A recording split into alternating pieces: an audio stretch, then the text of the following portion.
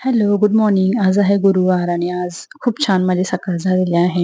मला गुरुचरित्रातला एक अध्याय वाचायचा असतो दर गुरुवारचा. त्याच्यामुळे ते सगळी मी सकाळी पहिल्यांदा तयारी करून घेतली आणि इथे बघा मी रात्री डोशाचं बॅटर बनवलं होतं. ते किती छान फुगलेलं आहे. एकदम फ्लफी झालं होतं. युवांकला आणि आईंना म्हणजे आम्हाला सगळ्यांनाच त्याचे डोसे खूप डोसेपेक्षा आम्हाला अप्पे आवडतात. तर मी दोघांसाठी अप्पे बनवले होते. माझा उपवास असल्यामुळे आज मला काही ते खाता येणार नव्हते. त्याच्यामुळे दोघांसाठी मस्त नाश्ता केला, गरमागरम अप्पे आणि सॉस सोबतच खाल्ला. चटणी वगैरे काही बनवली नाही. माझ्यासाठी आज खिचडी करायची होती. त्यासाठी शाबू भिजत टाकले होते. मला एका गोष्टीचं आश्चर्य वाटतं, की एखादा पदार्थ करायचा म्हटल्यावरती त्याला तास जातो आणि त्याची पूर्वतयारी करायची. नंतर तो बनवून झाल्यानंतर एवढा सारा पसारा पडलेला असतो, तो आवरायचा. पण खायला किती मिनिटं लागतात? 10-15 मिनिटं.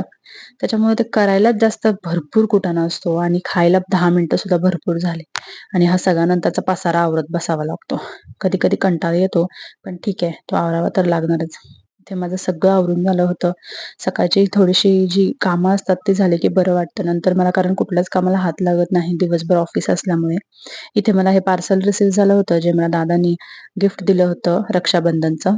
सो ते अजून मला ओपन करून बघायचं आहे. इथे युगांचं हे वॉच आहे. सॉरी वॉच नाही आहे, हे राखीच आहे ती. त्याच्या आतुनी पार्सल केली होती. सो त्याला ती खूप आवडते. त्याची सध्या ती फेव्हरेट आहे. रोज स्कूलमधून आला की ते हातात घालून बसतो. तर माझा हा उपवास चिक्कीने सुरू केला मी. इथे युगांकला मस्त जन्माष्टमीची तयारी केली त्याची आणि खिचडी खाऊन कामाला सुरुवात केली. थँक